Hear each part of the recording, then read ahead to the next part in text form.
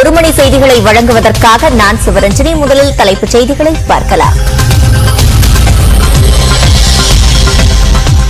முதுமலை தெப்பக்காடு முகாமில் யானைகளை கண்டு ரசித்த பிரதமர் மோடி. யானைகளுக்கு கரும்பு வழங்கி தட்டிக் கொடுத்தார்.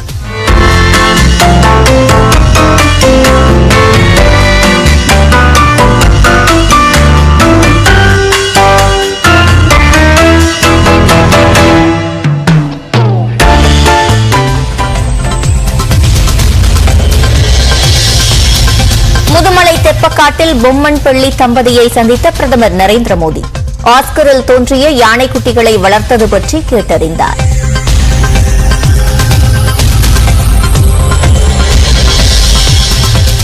மசினகுடியில் பொதுமக்களை சந்தித்த பிரதமர் நரேந்திர மோடி வரவேற்பளித்தவர்களை நோக்கி உற்சாகமாக கையசைத்தார்.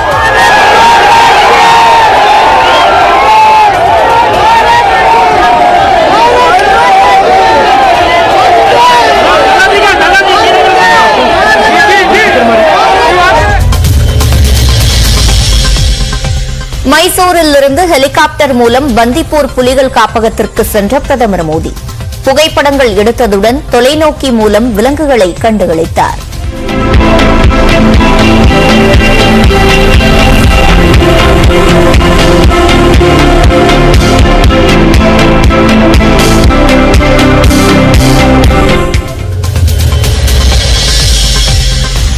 சிஆர்பிஎஃப் ஆட்சேர்க்கைக்கான கணினி தேர்வை தமிழ் உள்ளிட்ட மாநில மொழிகளிலும் நடத்த கோரிக்கை. ஆங்கிலம் மற்றும் ஹிந்தியில் மட்டும் நடத்துவதை ஏற்க முடியாது என உள்துறை அமைச்சர் அமித்ஷாவுக்கு முதலமைச்சர் மு.க.ஸ்டாலின் கடிதம்.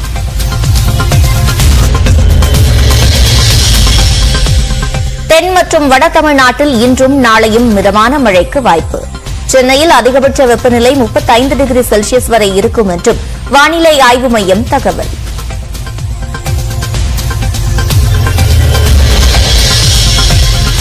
திருச்செந்தூரில் சுப்பிரமணிய சுவாமி கோவிலில் அலைமோதும் பக்தர்கள் கூட்டம். சுமார் 100 அடிக்கு உள்வாங்கிய கடல்.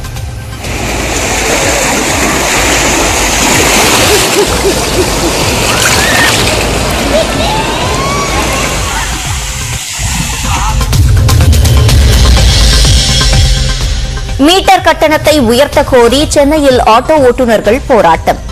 பைக் டாக்ஸியை தடை செய்ய கோரியும் சீமான் தலைமையில் முழக்கம்.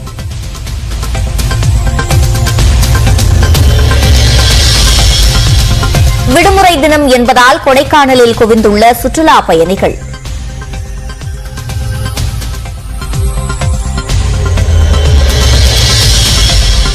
பொறியியல் கல்லூரிகள் அங்கீகாரத்தை புதுப்பிக்க அவகாசம். வரும் 16ஆம் தேதி வரை விண்ணப்பிக்கலாம் என அகில இந்திய தொழில்நுட்ப கல்வி இயக்கம் அறிவிப்பு.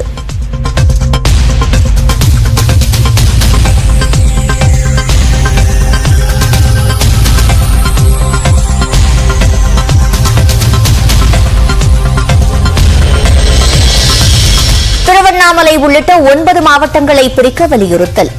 ஆரணி பெயரில் புதிய மாவட்டத்தை உருவாக்க அன்புமணி தலைமையில் பாமக போராட்டம்.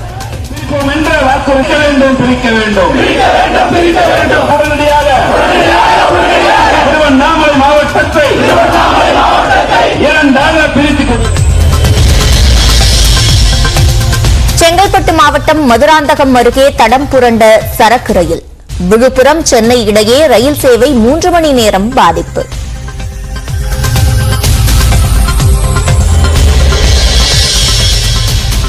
அதிமுக முன்னாள் எம்பி மைத்ரேயன் பாஜகவில் இணைய உள்ளதாக தகவல். ஓபிஎஸ் அணியில் உள்ள நிலையில் கட்சி மாற முடிவு.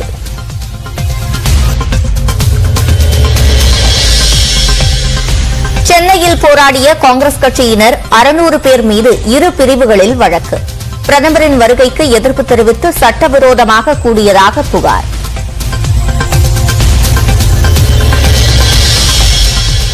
திருப்பரங்குன்றம் சுப்பிரமணிய சுவாமி கோவிலில் பங்குனி விழாவையொட்டி தேரோட்டம். ஆயிரக்கணக்கான பக்தர்கள் அரோகரா முழக்கத்துடன் தேரை வடம் பிடித்து இழுத்தனர்.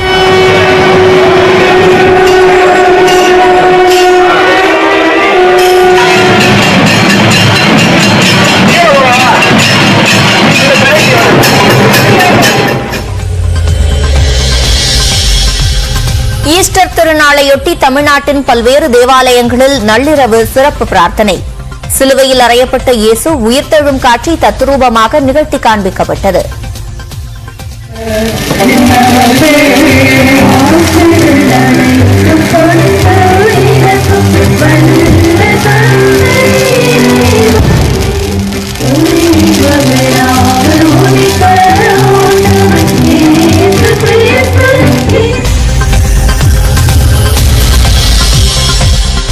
மகாராஷ்டிரா மாநிலம் புனேவில் 1 டஜன் அல்போன்சா மாம்பழம் 1200 ரூபாய்க்கு விற்பனை. தவணை முறையில் பணம் செலுத்தலாம் என அறிவித்த கடைக்காரர்கள்.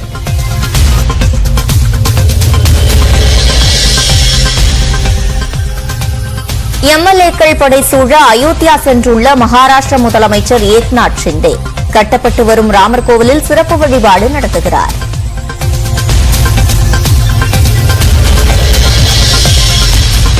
சென்னை ராஜஸ்தான் ஐபிஎல் போட்டிக்கான டிக்கெட் விற்பனை தொடக்கம். சேப்பாக்கம் மைதான கவுண்டர்களில் 112 மணி நேரம் காத்திருந்து டிக்கெட் வாங்கிய ரசிகர்கள்.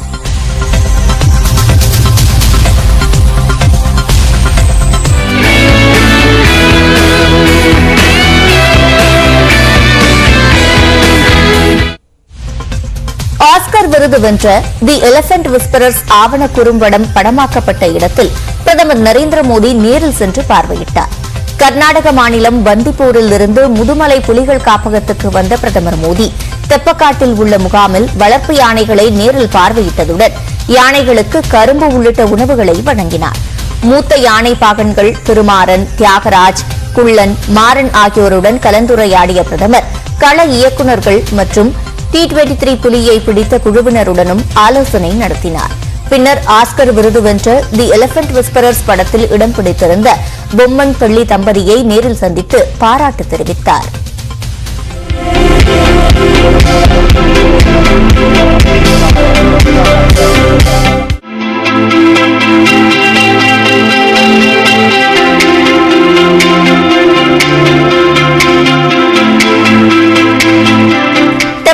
யானைகள் முகாமில் நிகழ்ச்சிகளை முடித்துக் கொண்ட பிரதமர் மோடி அங்கிருந்து மசினகுடி சென்றார். அங்கு குவிந்திருந்த பழங்குடியின மக்கள் மற்றும் பாஜக தொண்டர்களுடன் கலந்துரையாடினார். பின்னர் அங்கிருந்து ஹெலிகாப்டர் மூலம் பிரதமர் மோடி மைசூரு சென்றார்.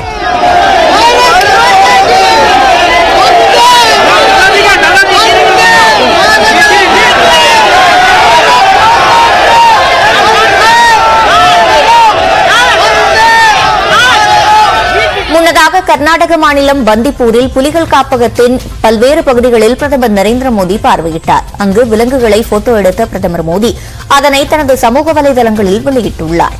பந்திப்பூர் புலிகள் சரணாலயத்தில் நின்றபடி புகைப்படங்களையும் பிரதமர் மோடி எடுத்துக் கொண்டார்.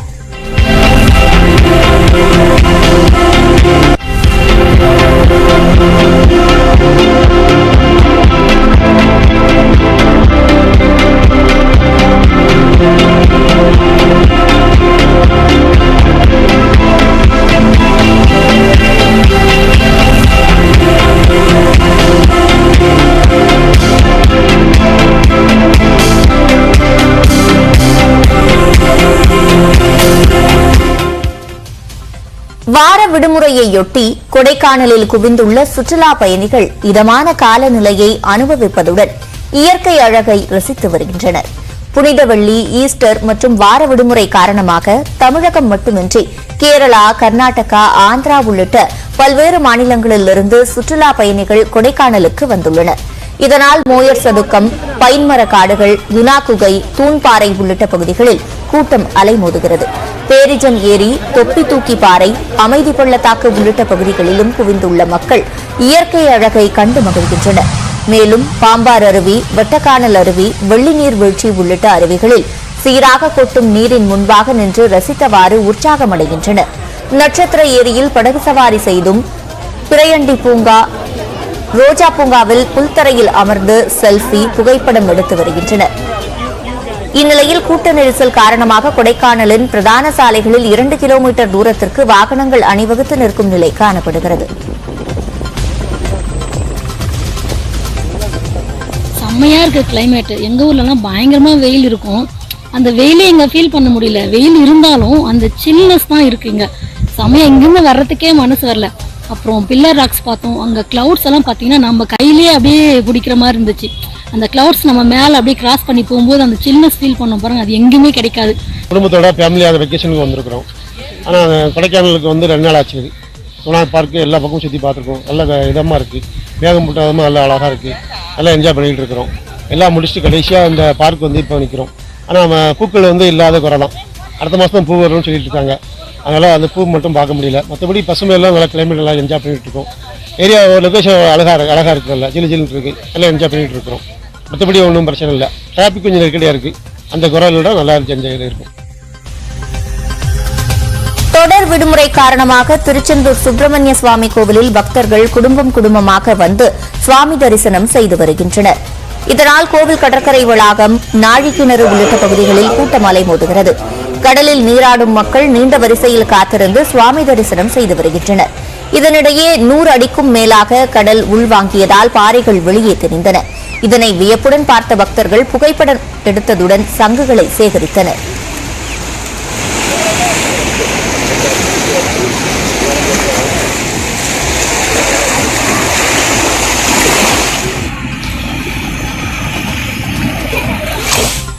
சிஆர்பிஎஃப் எனப்படும் மத்திய பின்னிருப்பு காவல்படை ஆட்சேர்ப்புக்கான தேர்வை தமிழில் நடத்த வலியுறுத்தி மத்திய உள்துறை அமைச்சர் அமித்ஷாவிற்கு முதலமைச்சர் மு.க.ஸ்டாலின் கடிதம் எழுதியுள்ளார்.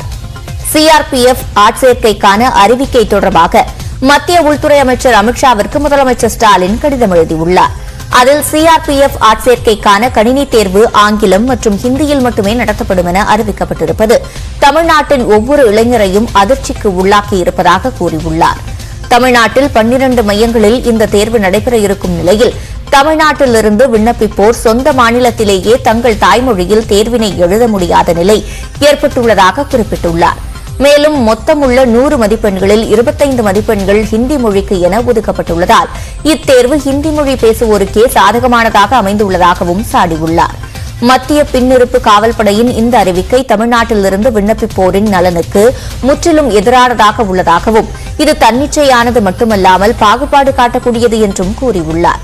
எனவே இதில் உடனடியாக தலையிட்டு ஹிந்தி பேசாத மாநில இளைஞர்களும் சிஆர்பிஎஃப் பிரிவில் பணியாற்ற சமவாய்ப்பு பெறும் வகையில் தமிழ் உள்ளிட்ட பிற மாநில மொழிகளிலும் இக்கணித தேர்வை நடத்துவதற்கு ஏதுவாக நடவடிக்கை எடுக்க வேண்டும் என்று முதலமைச்சர் ஸ்டாலின் கேட்டுக் கொண்டுள்ளார்.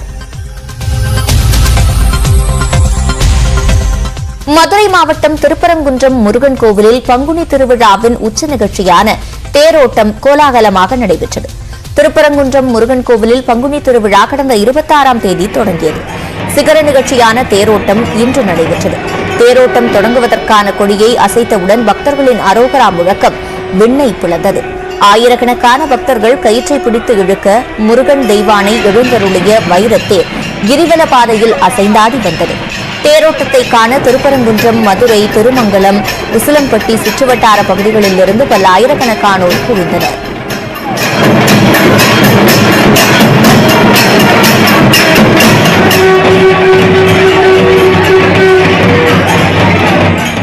தென்காசி மாவட்டம் குற்றாலத்தில் சித்திரை விசு திருவிழாவை முன்னிட்டு தேரோட்டம் விமர்சையாக நடைபெற்றது. திரளான பக்தர்கள் கலந்து கொண்டு தேரை வடம் பிடித்து இழுத்தனர்.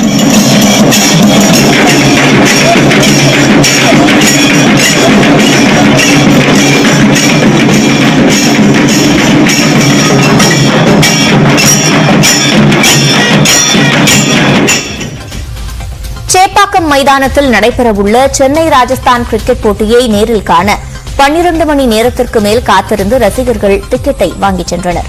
சென்னை சேப்பாக்கத்தில் உள்ள எம்.ஏ. சிதம்பரம் மைதானத்தில் 3 ஆண்டுகளுக்கு பிறகு ஐபிஎல் போட்டிகள் நடைபெற்று வருகின்றன. அதன்படி வரும் 12ஆம் தேதி இந்த மைதானத்தில் நடைபெறவுள்ள போட்டியில் சென்னை சூப்பர் கிங்ஸ் அணி ராஜஸ்தான் ராயல்ஸ் அணியை எதிர்கொள்கிறது. இப்போட்டியை காண்பதற்கான ஆன்லைன் டிக்கெட் விற்பனை ஏற்கனவே முடிவடைந்தது. இந்நிலையில் 1500 மற்றும் 2000 மற்றும் 2500 ரூபாய்க்கான டிக்கெட் விற்பனை சேப்பாக்கம் மைதானத்தில் காலை 9:30 மணிக்கு தொடங்கியது. இதனையொட்டி சனிக்கிழமை இரவு 9 மணி முதலே ஏராளமானோர் டிக்கெட் கவுண்டருக்கு வெளியே நீண்ட வரிசையில் காத்திருந்தனர்.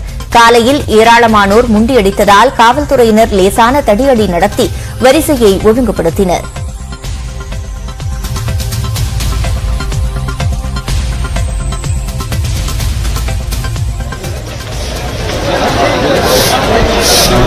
Thank you.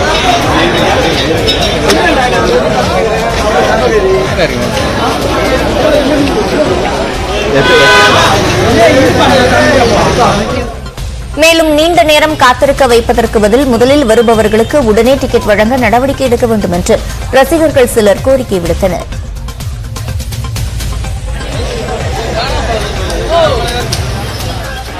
எட்டு மணிலேருந்து காலையில 10 மணி வரைக்கும் நின்று MS தோனி வர மேட்ச் பார்க்கறதுக்கோசம் வாங்கிக்கிறேன். நான் ரொம்ப சந்தோஷமா இருக்குது. எனக்கு எப்பயுமே MS தோனி தான். தோனி வாழ்க வாழ்க, தோனி வாழ்க. எக்ஸைட்மெண்டா இருக்கு இந்த போட்டியை பாக்குறது. ஆர்வமா இருக்குது. எக்ஸைட்மெண்டா இருக்கு. ஓகே, நாங்க ஒத்துக்கிறோம். ஆனா கஷ்டப்பட்டு தான் நாங்க வாங்குறோம். அது ஒண்ணு நீங்க புரிஞ்சுக்கணும். போட்ட அமிக்கு சாவ வச்சிடுறாங்க. மூச்சு தள்ளுது ஒருத்தருக்கும். அப்ப என்ன சொல்லணும்னா, உடனே ஆட்கள் வராங்க, உடனே டிக்கெட்ஸ் கொடுத்துட்டு போயிட்டே இருக்கணும். நம்ம இந்த டைம் தான் கொடுக்கணும்னா போலீஸுக்கோ பிரச்சனை, நம்மளுக்கோ பிரச்சனை, எங்களுக்கோ உயிர் ஐடி வாங்குறாங்க. அதை புரிஞ்சுக்கணும். அதேவேளையில் வரிசையில் காத்திருந்து டிக்கெட் வாங்கும் சிலர் அதை கள்ளச்சந்தையில் கூடுதல் விலைக்கு விற்பதாக குற்றச்சாட்டு எழுந்துள்ளது. அத்துடன் மேலும் சிலர் 1000 ரூபாய் வரை சம்பளத்திற்கு ஆட்களை நிறுத்தி டிக்கெட் வாங்கிச் செல்வதாக கூறப்படுகிறது. இதனால் IPL போட்டியை நேரில் காண வேண்டும் என்ற ஆர்வத்தில் 12 மணி நேரத்திற்கு மேல் காத்திருந்தும் ஏமாற்றத்துடன் செல்வதாக ரசிகர்கள் ஆதங்கம் தெரிவித்துள்ளனர்.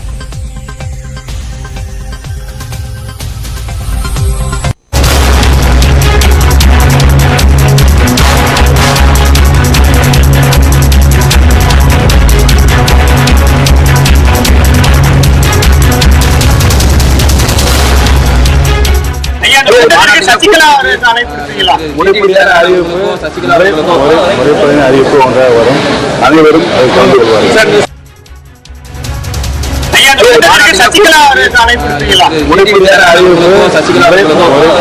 அறிவிப்பு ஒன்றாக வரும். அனைவரும் அதை கலந்து கொள்வார்கள். அண்மை செய்தியை பார்த்து வருகிறோம். ஏப்ரல் 24ஆம் தேதி திருச்சியில் OPS சார்பாக நடத்தப்பட இருக்கும் மாநாட்டிற்கு சசிகலாவுக்கு அழைப்பு விடுக்கப்பட்டிருக்கிறதா என்று செய்தியாளர்கள் அவரிடம் கேட்ட நிலையில் அதற்கு அனைவருக்கும் அழைப்பு விடுக்கப்படும் என்று பதில் கூறியிருக்கிறார் ஓ பன்னீர்செல்வம்.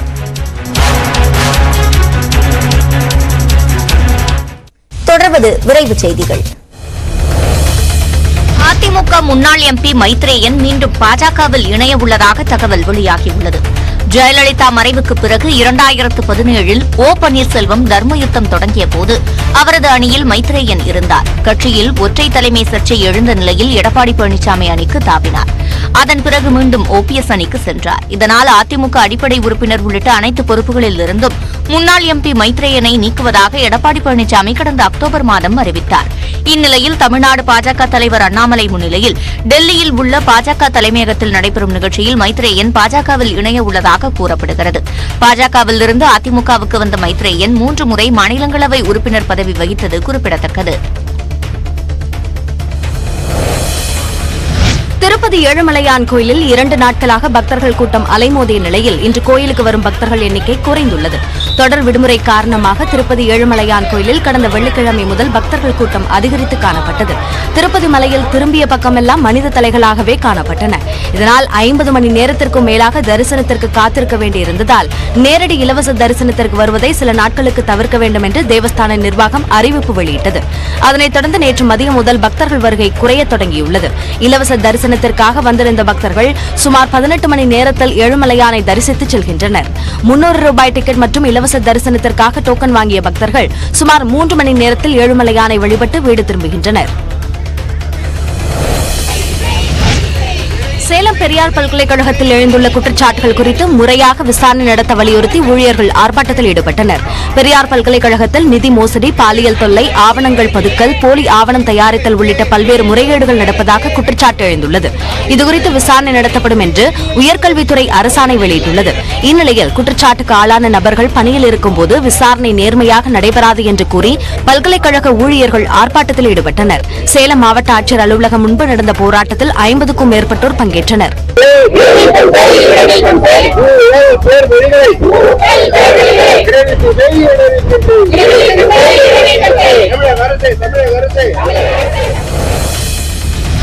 கன்னியாகுமரி மாவட்டம் குழித்துறை அருகே சத்ரபதி சிவாஜியின் சிலை மர்ம நபர்களால் உடைக்கப்பட்டதால் பதற்றமான சூழல் நிலவி வருகிறது.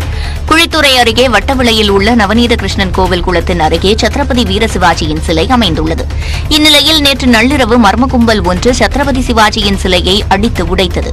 இதனை அறிந்து இந்து அமைப்பினர் அங்கு குவிந்ததால் பதற்றமான சூழல் நிலவி வருகிறது. இதனையடுத்து அப்பகுதியில் போலீசார் குவிக்கப்பட்டுள்ளனர். தொடர்ந்து ஆலய தலைவர் அளித்த புகாரின் பேரில் மார்த்தாண்டம் போலீசார் அப்பகுதிகளில் பொருத்தப்பட்டுள்ள சிசிடிவி காட்சிகளை கைப்பற்றி மர்ம நபர்களை தேடி வருகின்றனர்.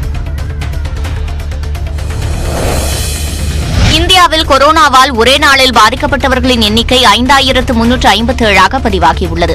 சிகிச்சையில் உள்ளோரின் எண்ணிக்கை 32,814 உயர்ந்துள்ளது. பெருந்தொற்றிலிருந்து புதிதாக 3726 பேர் மீண்டுள்ளனர். கொரோனா தினசரி பதிவாகும் விகிதம் 3.39 விழுக்காடாக உயர்ந்துள்ளது. இதனிடையே ஹரியானாவில் பொதுமக்கள் பொது இடங்களுக்கு செல்லும்போது முகக்கவசம் அணிவது கட்டாயமாக்கப்பட்டுள்ளது. அண்ணாமலை கேட்டதால் மட்டுமல்ல, ஆண்டவனே கேட்டிருந்தாலும் டெல்டாவில் நிலக்கரி சுரங்கம் நடத்த முடியாது என்று முன்னாள் அமைச்சர் செல்லூர் ராஜு தெரிவித்துள்ளார். மதுரையில் உறுப்பினர் சேர்க்கை நிகழ்வில் பங்கேற்ற செல்லூர் ராஜு செய்தியாளர்களை சந்தித்தார். அண்ணாமலை சொன்னதால் தான் மத்திய அரசு நிலக்கரி சுரங்க திட்டத்தை கைவிட்டது என்று கூறுவது ஏற்புடையதல்ல என்று தெரிவித்த செல்லூர் ராஜு, எடப்பாடி பழனிசாமி முதலமைச்சராக இருந்தபோது டெல்டாவை பாதுகாக்கப்பட்ட வேளாண் மண்டலமாக அறிவித்ததால் தான் நிலக்கரி சுரங்கம் வரவில்லை என்றார். சென்ட்ரல் மினிஸ்டர் என்ன சொல்றாருன்னா, அண்ணாமலை கேட்டுக்கிட்டதுக்காக தான் அந்த இதை வந்து நாங்க எடுத்த மாதிரி. அண்ணாமலை நாங்க ஆண்டவனே கேட்டாலும் தப்பு தான், அது நடத்த முடியாது. இந்த சட்டத்தின் வடிவா அப்படி ஆண்டவனே கேட்டாலும் நடக்காது. அண்ணாமலை கேட்டுக்கிட்டதான் நடத்த முடியுமா? அண்ணாமலை கேட்டுக்கிட்டு அது அவர் என்னதான் சட்டத்தை மீறி யாரும் செய்ய முடியாது. பொறியியல் கல்லூரிகளின் அங்கீகாரத்தை புதுப்பிக்க வழங்கப்பட்ட கால அவகாசம் ஏப்ரல் 16ஆம் தேதி வரை நீட்டிக்கப்பட்டுள்ளது. அகில இந்திய தொழில்நுட்ப கல்விக் குழுமத்தின் கீழ் நாடு முழுவதும் 4000க்கும் மேற்பட்ட பொறியியல் கல்லூரிகள் செயல்பட்டு வருகின்றன. இந்த கல்லூரிகள் ஆண்டுதோறும் தங்களுக்கான அங்கீகாரத்தை புதுப்பித்துக் கொள்ள வேண்டும். அதன்படி 2023-24 கல்வியாண்டிற்கான அங்கீகாரம் வழங்கும் நடைமுறைகள் மார்ச் 23 முதல் ஏப்ரல் 6ஆம் தேதி வரை நடைபெற்றது. இந்நிலையில் கல்லூரிகளின் கோரிக்கையை ஏற்று அங்கீகாரத்திற்கு விண்ணப்பிக்கும் கால அவகாசம் ஏப்ரல் 16ஆம் தேதி வரை நீட்டிக்கப்பட்டுள்ளது. மேலும் அபராதத்துடன் 23ஆம் தேதி வரை விண்ணப்பிக்கலாம் என்றும் கூடுதல் விவரங்களை இணையதளத்தில் அறிந்து கொள்ளலாம் என்றும் தெரிவிக்கப்பட்டுள்ளது. காஷ்மீர் மாநிலம் பூஞ்ச் மாவட்டத்தில் எல்லை கட்டுப்பாட்டு கோட்டு பகுதியில் தீவிரவாதிகள் ஊடுருவல் முயற்சியை ராணுவம் வெற்றிகரமாக முறியடித்தது. பூஞ்ச் மாவட்டத்தில் ஷாபூர் செக்டார் பகுதியில் நேற்றிரவு 2:15 மணியளவில் சந்தேகத்திற்கிடமான நடமாட்டம் இருப்பதை ராணுவ வீரர்கள் கண்டறிந்தனர். இதில் 3 தீவிரவாதிகள் இந்திய எல்லைக்குள் ஊடுருவ முயற்சிப்பது தெரியவந்தது. இதையடுத்து துப்பாக்கியால் சுட்டதில் தீவிரவாதி ஒருவர் கொல்லப்பட்டார். மேலும் 2 தீவிரவாதிகள் பாகிஸ்தான் பகுதிக்குள் தப்பி இருளில் மறைந்துவிட்டதாகவும் அந்த பகுதியை சுற்றி வளைத்து தேடி வருவதாகவும் இந்திய ராணுவம் தெரிவித்துள்ளது. அதிமுக பாஜக இடையே முரண்பாடுகள் இல்லை என்றும் நேர சூழல் காரணமாக பிரதமர் இபிஎஸ் சந்திப்பு நடைபெறவில்லை என்றும் முன்னாள் அமைச்சர் செங்கோட்டையன் தெரிவித்துள்ளார். எந்த முரண்பாடும் அனைத்து இந்திய அண்ணா திராவிட முன்னேற்ற கழகத்திலோ பாரதிய ஜனதா கட்சியும் இல்லை. காலத்திற்கேற்ப நேரத்திற்கேற்ப பாரத பிரதமர் எப்போது எங்கே சந்திக்க வேண்டும் என்பது அவர் சந்திப்பார். உத்தரப்பிரதேச மாநிலம் அயோத்தியா சென்ற மகாராஷ்டிர முதலமைச்சர் ஏக்நாத் ஷிண்டே மற்றும் அவரின் கட்சி எம்எல்ஏ எம்பிக்களுக்கு உற்சாக வரவேற்பு அளிக்கப்பட்டது. மகாராஷ்டிரா மாநிலத்தின் முதலமைச்சராக உத்தவ் தாக்கரே பதவியேற்ற போது அவரும் அவரின் ஆதரவாளர்களும் அயோத்தியில் சென்று வழிபாடு நடத்தினர். சிவசேனாவில் பிளவை ஏற்படுத்தி பாஜகவுடன் கைகோர்த்து அண்மையில் ஏக்நாத் ஷிண்டே முதலமைச்சராக பதவியேற்று ஆட்சி செய்து வருகிறார். இந்நிலையில் முதலமைச்சராக பதவியேற்ற பிறகு முதல் முறையாக உத்தரப்பிரதேச மாநிலம் அயோத்திக்கு பயணம் மேற்கொண்டார். சிவசேனாவின் எம்பிக்கள் மற்றும் எம்எல்ஏக்கள் அடங்கிய குழு லக்னோ சென்று அங்கிருந்து சாலை மார்க்கமாக அயோத்திக்கு சென்றனர். ஏக்நாத் ஷிண்டேவுக்கு ஆதரவாக அயோத்தியில் வரவேற்பு பேனர்களும் வைக்கப்பட்டன. மகாராஷ்டிரா அமைச்சர்கள் வந்த வாகனத்துக்கு மலர்களை தூவி பாஜக தொண்டர்கள் வரவேற்றனர்.